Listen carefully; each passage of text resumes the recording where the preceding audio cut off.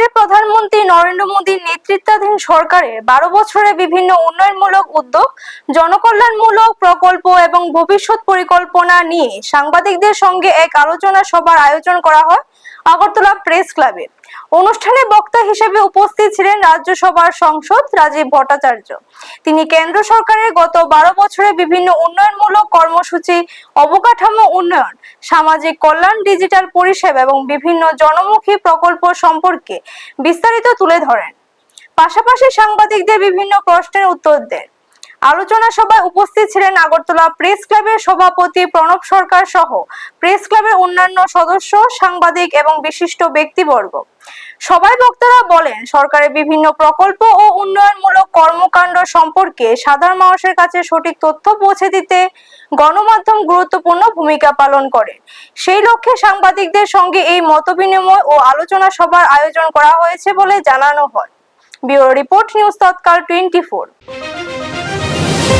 এই 12 বছর আমাদের নরেন্দ্র মোদীজি, যশস্বী প্রধানমন্ত্রী নরেন্দ্র মোদীজি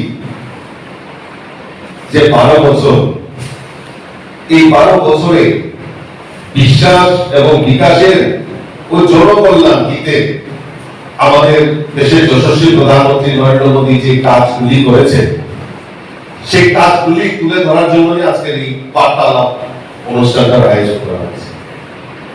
আমরা যদি এই 12 বছরের চর্চা করতে থাকি, 12 বছর, 12 সাল বেমিসাল, এই 12 বছরে শুধুমাত্র একটি 12 বছর নয়, এই 12 বছর দেশের সাধারণ মানুষের বিশ্বাস অর্জনের 12 বছর, এই 12 বছর উন্নয়নের 12 বছর, এই 12 বছর দরিদ্র, কৃষক, মহিলা, যুবক সমাজের এবং প্রান্তিক মানুষের কল্যাণের 12 বছর।